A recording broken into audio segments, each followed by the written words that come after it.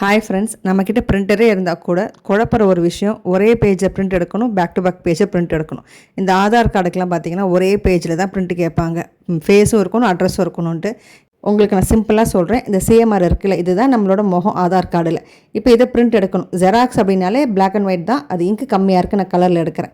எதை எடுக்கணுமோ அதை கண்ணாடி பக்கத்தில் ஃபேஸ் பண்ணுற மாதிரி கார்டை வச்சுட்டு நம்ம பட்டன், கலர் பட்டனோ பிளாக் அண்ட் ஒயிட்டோ அழுத்திட்டோன்னா இது வந்துடும். இந்த மாதிரி ஃபஸ்ட்டு பேஜில் வந்துடும்.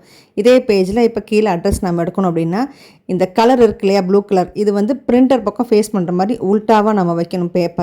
பேப்பரை உல்ட்டாவாக வச்சுட்டு நம்ம எந்த அட்ரஸ் பார்ட் எடுக்கணும் இல்லையா, அதை வந்து எங்கே நம்ம ஃபேஸு ஆதார் நம்பர்லாம் வச்சோமோ அதே இடத்துலேருந்து கொஞ்சம் கீழே அட்ரஸ் வந்துட்டு நம்ம கண்ணாடி பக்கம் ஃபேஸ் பண்ணுற மாதிரி இறக்கி வச்சோன்னா ஆதார் நம்பரு, ஃபேஸு, அதுக்கு கீழே அட்ரஸ்ன்னு கரெக்டாக இந்த மாதிரி பிரிண்ட் ஆகிடும்.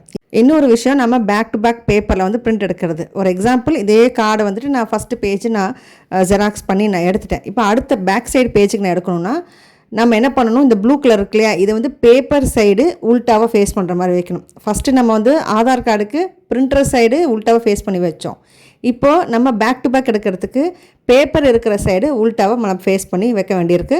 அதே மாதிரி கார்டை வச்சோம் அப்படின்னா இந்த மாதிரி பேக் டு பேக் சைடு கரெக்டாக உங்களுக்கு வந்துடும்.